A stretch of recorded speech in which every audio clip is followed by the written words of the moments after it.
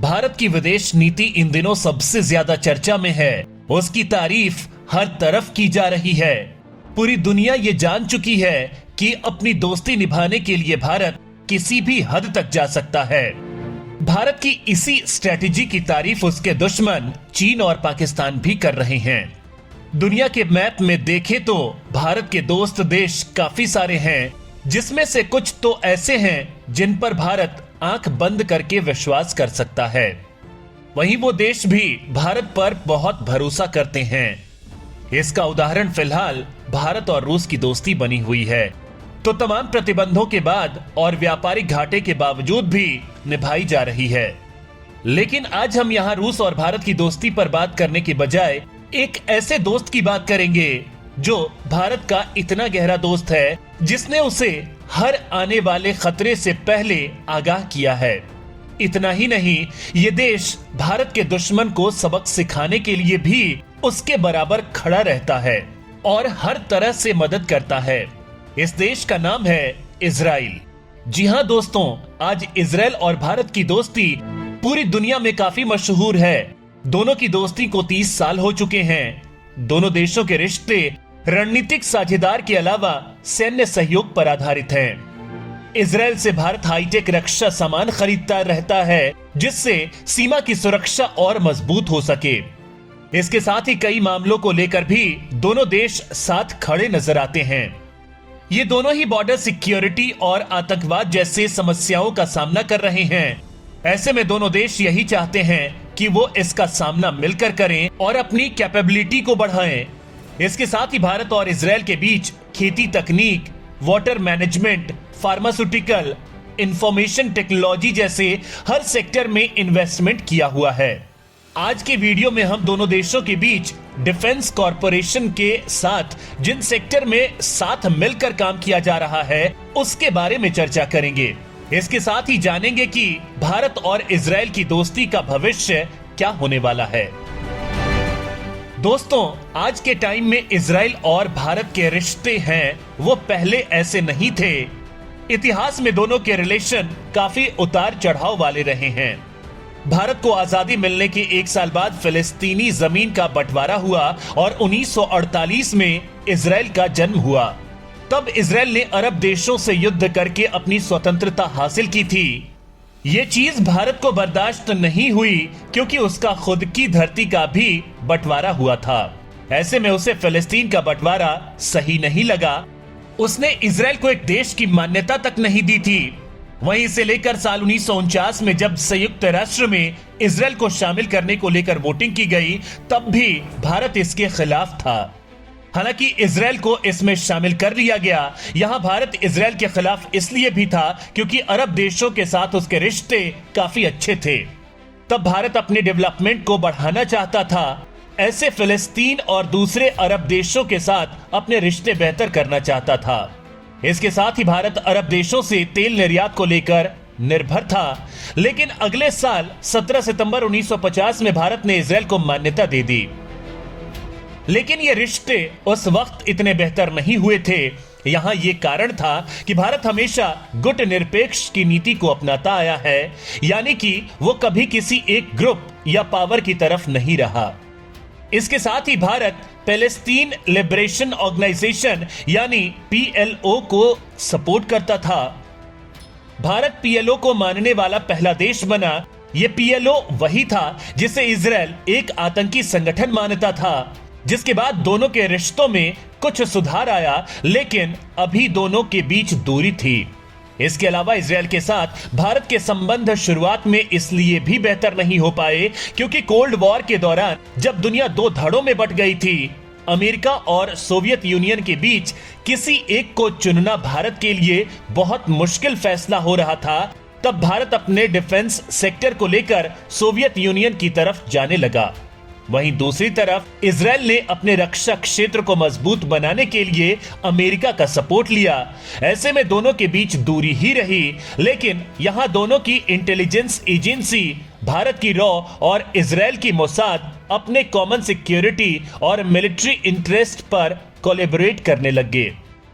Experts का कहना है कि शुरुआती दौर में जो स्थितियां बन रही थी उससे दोनों देशों के बीच दूरी बनी हुई थी, लेकिन यह कोई नहीं जानता था कि आने वाले वक्त में सब कुछ बदलने वाला है और वो होने वाला था जिसकी किसी को उम्मीद नहीं थी।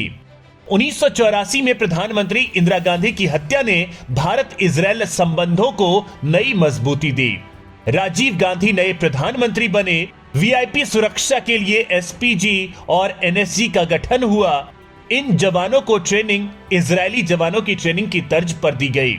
इजराइल और भारत के संबंध बेहतर होने का यह सबसे बड़ा कारण था।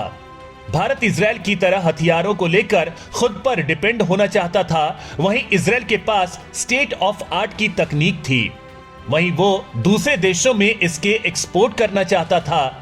ऐसे में भारत की डिफेंस सेक्टर को बूस्ट करने के लिए एक बेहतर ऑप्शन था। इसके अलावा जब साल 1991 में सोवियत यूनियन का विघटन हो गया, तब भारत ने अपने हथियारों के इंपोर्ट को डाइवर्सिफाई करना चाहा। वो अपने डोमेस्टिक डिफेंस सेक्टर को डेवलप करने के लिए ज्वाइंट प्रोजेक्ट पार्टनर ढूंढने लगा। इसी दौरान भारत इजराइल की तरफ एक प्रैक्टिकल अप्रोच रखने लगा था। इसके बाद दोनों देशों के रिश्ते बेहतर होने लगे। इसके साथ ही इजराइल उन देशों में एक था जिसने भारत के साल 1998 में न्यूक्लियर टेस्ट का विरोध नहीं किया था। वहीं भारत के 1998 में पोखरण न्यूक्लियर टेस्ट की बात पर अमेरिका ने भारत पर प्रतिबंध लगा दिए, तब भी इजराइल ने भारत को खुले तौर पर हथियारों की सप्लाई जारी रखी। इसके साथ ही 1999 के कारगिल युद्ध में इजरायली मदद के बाद भारत और इजराइल और करीब आए। इजराइल ने भारत को aerial drone, laser guided bomb, गोला बारूद और अन्य हथियारों की मदद दी। इसके साथ ही इजराइल ने भारत के मिग-21 कॉम्बैट एयरक्राफ्ट को अपग्रेड करने में भी मदद की। इसके अलावा इजराइल ने भारत को लेजर गाइडेड बम और 160 mm मोर्टार एमिनेशन सप्लाई किया। यह मिलिट्री कॉपरेशन 2000 के दशक में भी जारी रही। दोस्तों, इंडियन इजराइल आर्म स्टेट दूसरे इक्विपमेंट के अलावा surveillance and intelligence related equipment जैसे super Dvora class, patrol vessel, airborne early warning और control system ELM control 2015 Falcon खरीदने लगा।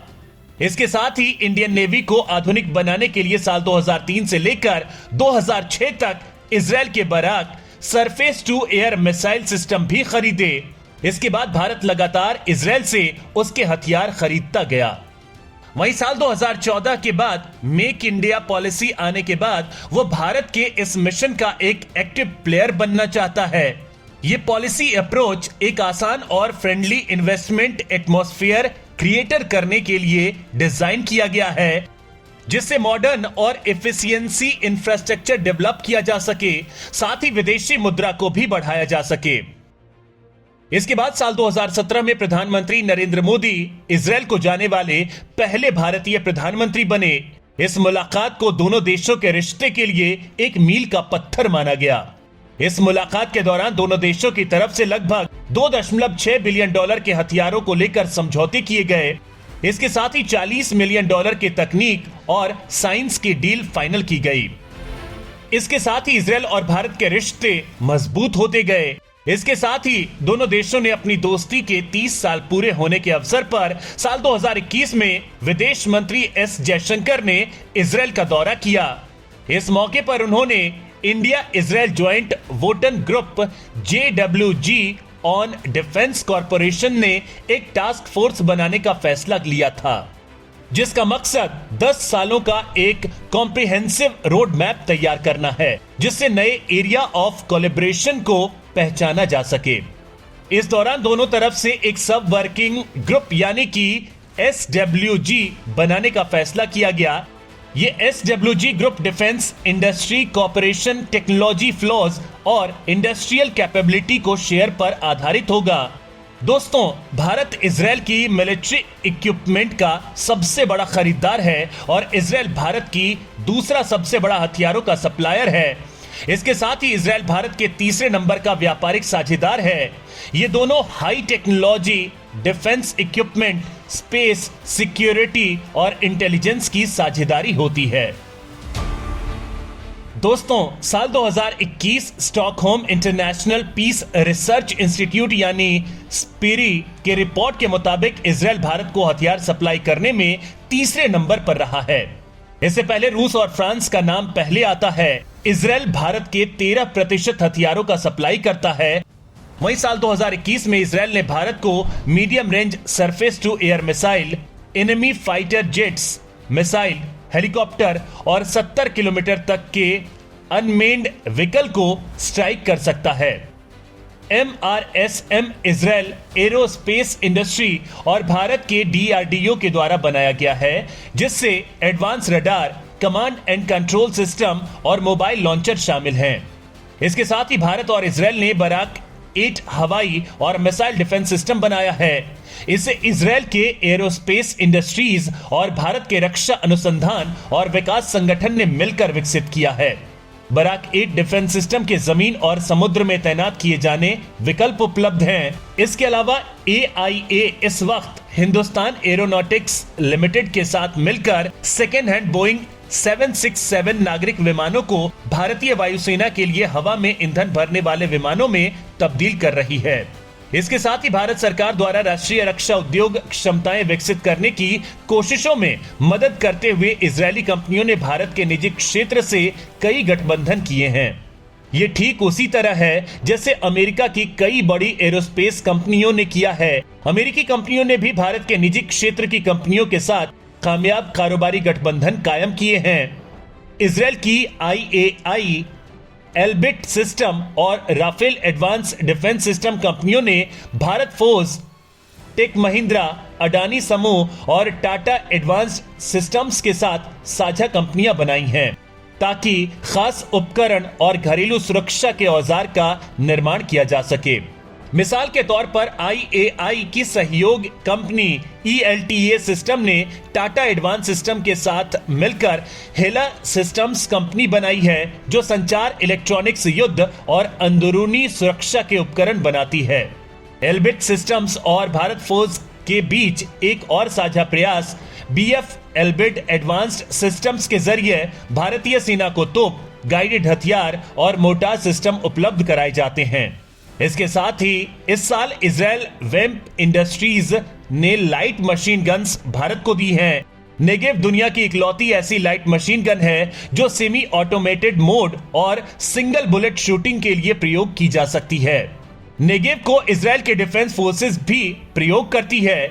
यह बात और भी दिलचस्प है कि इस मशीन गन का नाम इजराइल के दक्षिण में पड़ने वाले इलाके नेगेव पर पड़ा है। इसके साथ ही पिछले 2 दशक से भारत और इजराइल की साझेदारी हथियार से बढ़कर स्पेस, काउंटर टेररिज्म के साथ इंटेलिजेंस शेयरिंग को भी कवर करती है। जैसे इसरो और इजराइल स्पेस एजेंसी मिलकर स्पेस कोऑपरेशन प्रोग्राम बना रहे हैं। इसरो ने साल 2008 में टेक्सार लॉन्च किया था। ये एक Israeli synthetic aperture radar satellite है। इसके अलावा इजराइल एग्रीकल्चर में भी अपनी तकनीक के जरिए भारत की मदद कर रहा है। यहाँ भारत में इजराइल सबसे बड़ा एग्रीकल्चर प्रोजेक्ट है, जो 19 स्टेट को कवर करता है। इस इंडो इजराइल एग्रीकल्चर प्रोजेक्ट का मकसद है कि वो इजराइल की तकनीक के जरिए भारत में कृषि के उत्पादन को बढ़ाए। क्योंकि भारत में पानी की कमी है, ऐसे में इजराइल का डिसैलिनेशन तकनीक बहुत महत्वपूर्ण हो जाता है, जिसमें वो समुद्र के पानी को पीने के पानी में बदल रहा है और भारत जैसे देश के लिए ये तकनीक वरदान है। इसके साथ ही इजराइल और भारत साइबर सिक्योरिटी में काम कर रहे हैं, जिसके लिए दोनों देशों के बीच MOU भी साइन किया गया है। साल 2018 में Israeli cyber security based startup ने $1.3 बिलियन का फंडिंग सिक्योर किया था। दोस्तों, एक्सपर्ट्स का कहना है कि भारत और इजराइल की पार्टनरशिप में कई एरिया में बढ़ोतरी होने की संभावना है, जिसमें पहला है कि दोनों देशों के बीच FTA को लेकर बात हो रही है, जिससे दोनों देशों के बीच व्यापार संबंध गहरे हो जाएंगे। इसके साथ ही इजराइल भारत द्वारा घोषित किए गए इंटरनेशनल सोलर अलायंस को ज्वाइन करने का फैसला किया है। दोस्तों, देशों के तरफ से हर सेक्टर में साथ आ रहे हैं, जिससे भारत को अपने डेवलपमेंट में सहायता तो मिल रही है, साथ ही इजराइल के साथ बढ़ती साझेदारी एक सुनहरे भविष्य की तस्वीर साफ कर रही है।